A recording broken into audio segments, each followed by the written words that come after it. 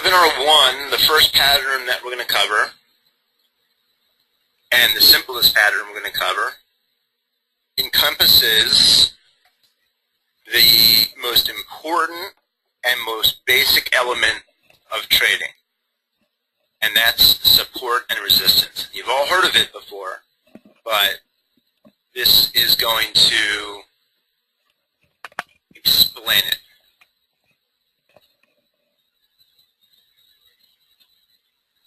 Okay, so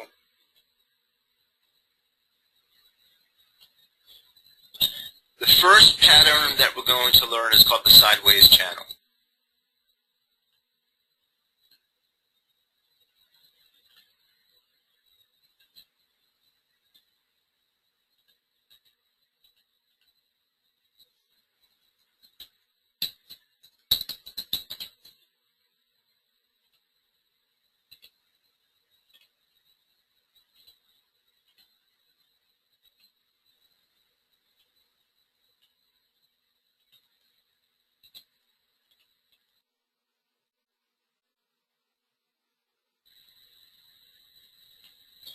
Okay? And what the sideways channel is, doesn't matter if prior trend, and what prior trend is the trend prior to the pattern.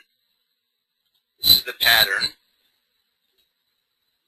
the chart pattern that we're discussing, okay? And the prior trend is anything prior to the pattern that you're looking at or discussing. As a matter of fact, before I get into all that,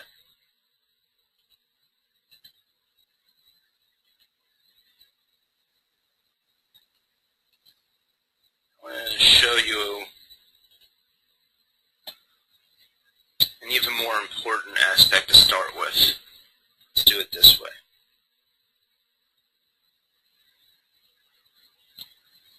All right, before we even chart, before we even locate our patterns, even though I just showed it to you, but erase that from your mind. Look at your chart. This is a 2-year day chart. So this is a 2-year span, and each of these candles, these are called candles, in case you didn't know, represents 1 day price action. So this is one whole day.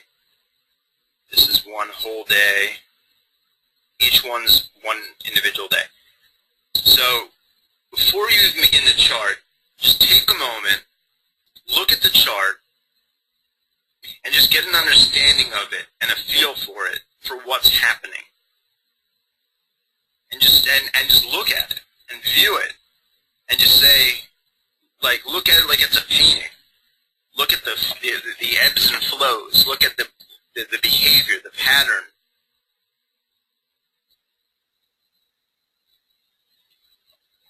Now, if I was to do that, I would see it's kind of rounding over, right? Went up, went sideways, and it's kind of coming down here. And so you might be able to predict in your mind that, hey, maybe it will come back down to this 2-year low of 102.76, because that's kind of where it looks like it's coming to. We don't know for sure, but let's see. No, not really. And then went and made a different kind of pattern over there. So, but that's how you want to start. You just want to look at it, see anything abnormal, see anything normal, see what's going on. Is it choppy price action? Is it smooth? Is it, simple? Is it complex? All that kind of stuff is what you want to look at your price chart before you even get into evaluating your price chart. Because we're going to evaluate the hell out of these things, and it's going to get really, really intense and complex. So if we can keep it as simple as possible from the get-go, that's what we want to do. So you never know what's to the right, obviously, right? It hasn't happened yet. So when I draw my channel, you know, you don't know that it actually broke down. So I could just stop it anywhere I want.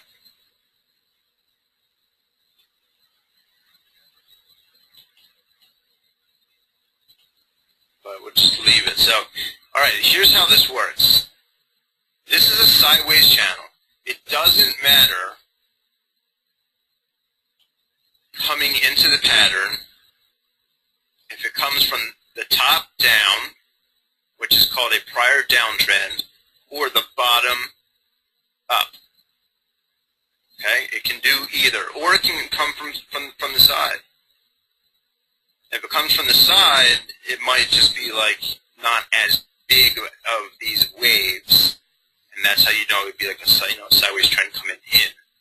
If it's these big waves coming in, then it might be part of this channel. So you might extend your lines and encompass that price action. But since we have a defined entry here from prior uptrends, we know that kind of starts our channel, and then it kind of does this sideways action. Okay?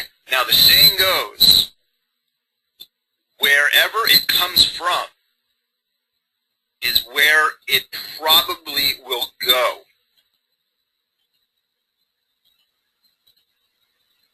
All right? If it comes from the bottom up, that's called an uptrend. Higher highs and higher lows make a trend. So we have higher highs, higher highs, higher highs, higher highs. We have higher lows, higher lows. So this is an uptrend into the pattern. The probability states that it should continue. When it gets through all of this, it should continue upwards and continue that trend. Now, that's not a guarantee. That's a probability. I never use the word guarantee. Only probabilities. And that's all we're going to be working with is probabilities. The probability of this happening or that happening. That's it.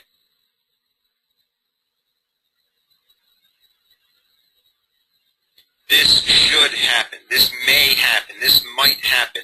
This could happen. Never say this will happen, because we have no idea what will happen. Nobody does. Nobody. We only know what probably will happen based upon past behavior that has told us that in this scenario, with this pattern, this is what generally happens. So, prior uptrend implies we should have a uptrend break. We did not get it as it fell down, so you see it's just a probability.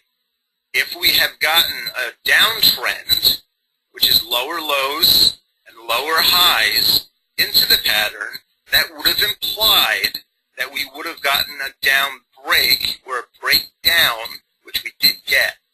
So you can imply that stuff. It didn't work this time. We got a reversal. Uptrend, sideways, breakdown reverses the uptrend. The area of this pattern, the sideways channel, is called consolidation. Okay, this is called consolidation.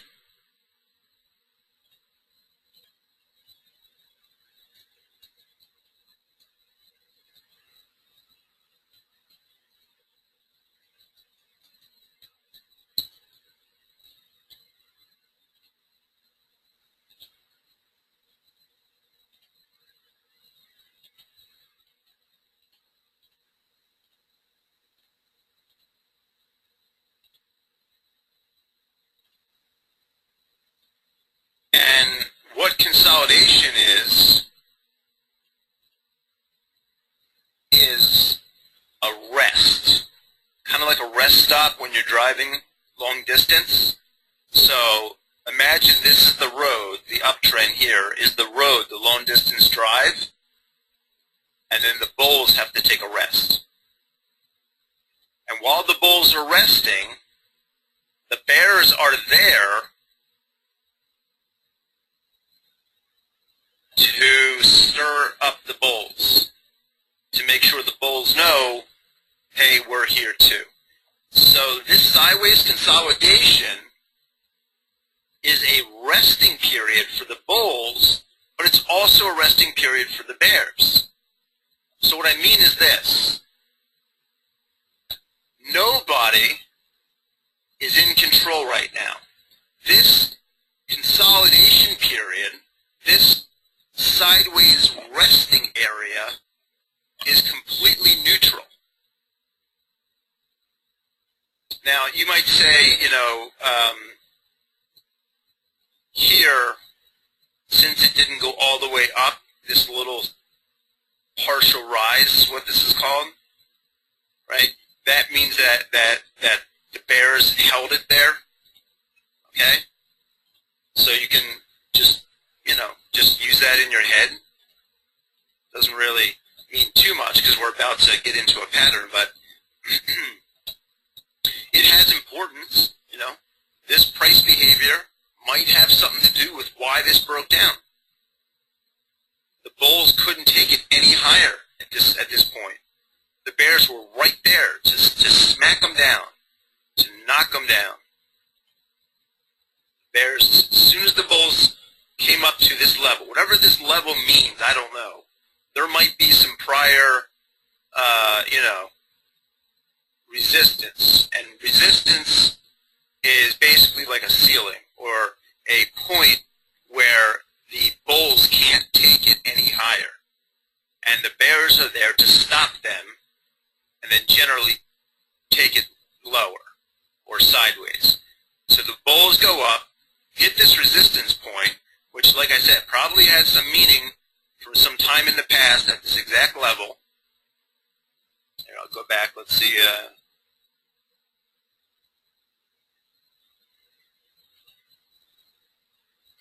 See if that's true.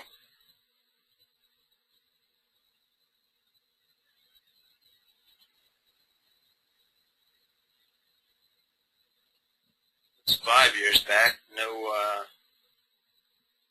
resistance point there.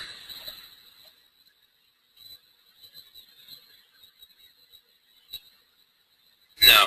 So there's no price action prior that caused resistance at this level here. So then what I would do is I would use tools and indicators and other things, which we'll learn about later, and this is where that curve comes in I was talking about, where you have to kind of put this out of your mind but learn it at the same time, if you know what I'm saying, where to understand why this price stopped here, to be specific and exact about it, there's numerous ways I can figure that out. And I can figure it out. I'll figure out why this price stopped here. It could be based on Fibonacci. It could be based on Elliott waves, which I forgot to tell you we're going to learn about, which is about the waves in the market and Dow theory, and that's all about how the market is based upon these up-down zigzag waves. So it could be something having to do with that. It could be a candlestick pattern here that is acting as importance. There's a lot of reasons why things happen, and that's why my course is so involved, because I cover every single thing that happens. All right, but moving on, just know that this is called a partial rise because it did not fully rise to the top. I'll write it in there. And partial rise is bearish.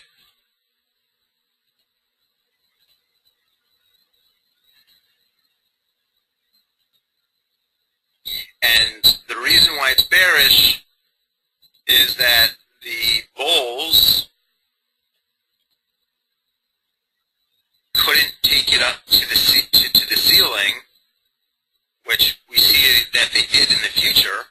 So that's obviously where they wanted to go, but they couldn't because they were so tired from this long uptrend, prior uptrend. It was so long, and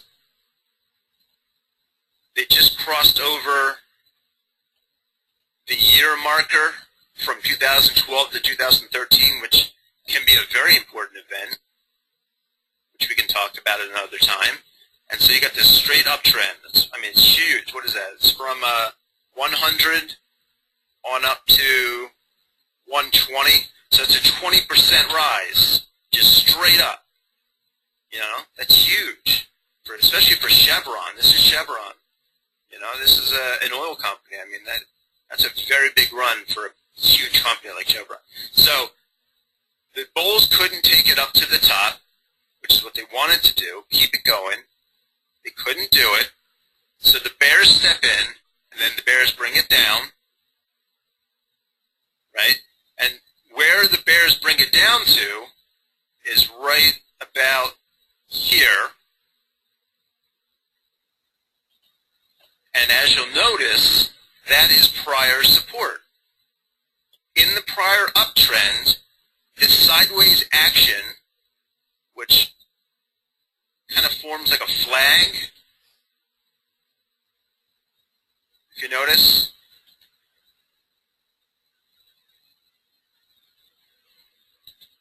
which is another pattern that we'll learn. And again, you know, that could explain why that price at the partial rise stopped where it did, because of this bull flag I just drew.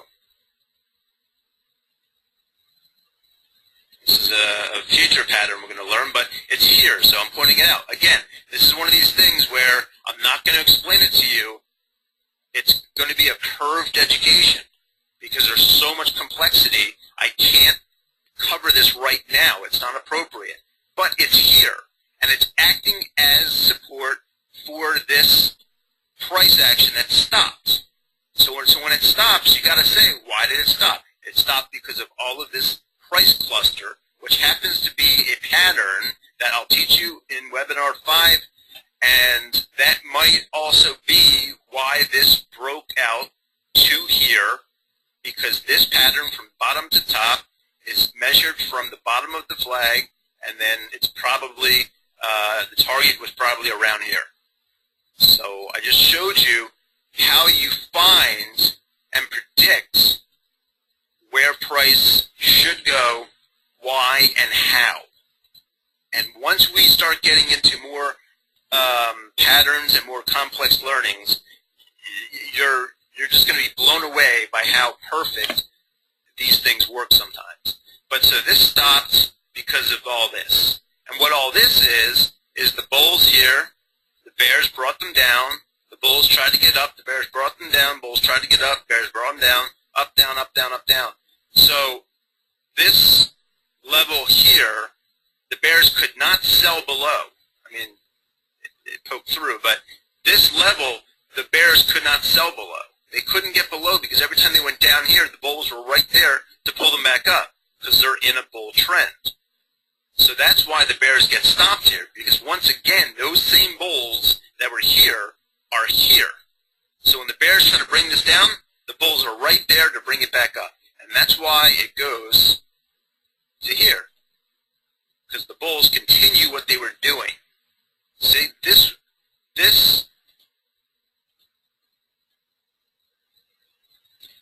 partial rise was actually just a rest for the bulls. The bears came in, right? They were selling. All these people were taking profits. They were selling, right? And then where this also stopped, I could probably determine, because it looks like if you take this uptrend and you divide it in half,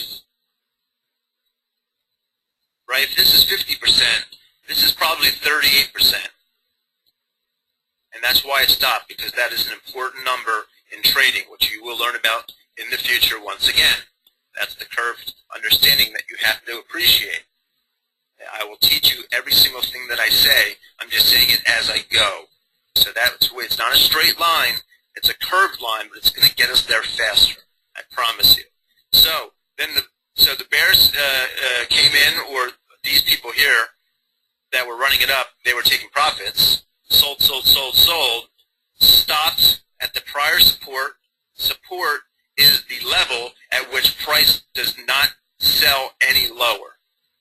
Comes down there, and then the bulls come back in and continue doing what they were doing. See that? Continue doing what they were doing. Then the bears step in here. Okay, again, there could be a reason why it's this level. You know, I would have to do some work, pull out some tools and indicators and things and figure it out, but there's probably a reason why it stopped here. Sometimes stocks just randomly stop, but generally there's a reason for it. And if you can figure out what the reason is, it can help you in the future. See? With the same kind of area. So, anyway, the bulls brought it up. Bears stopped them. Bears brought it down. Bulls stopped them from going any lower. Bulls stepped back in, brought it up. Bears stepped back in, brought it back down. Bulls stepped in, brought it back up. Bears stepped in, brought it back down, broke the bottom of the support line of the sideways channel. We're looking pretty good that they can maybe go lower, but look where it stops. Right here, at our support below the sideways channel, which we call a secondary trend line.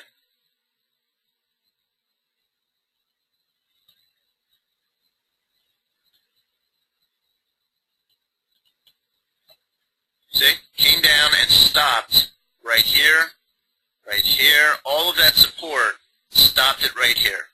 So we could have pretty much predicted that. Not guaranteed it, but we could have almost predicted it would have stopped here. Because we knew that if it broke our channel support line, we know it's probably coming to where it went before. And that's where it did. And then the bulls came in as they always do. And then here it gets choppy. They couldn't take it straight up. So they got like a little partial rise here again. Because the bears came in, brought it back down, bulls brought it back up, and they had a little fight. The bulls finally brought it up to here. Bears brought it down again. Almost came down to our secondary support line. And then there's either some news, some bad news, something in the industry, something with a competitor, or it could just be a simple breakaway. But you get this space here, which is called a gap. And it gaps down, and look where it gaps over. Our important secondary trend support.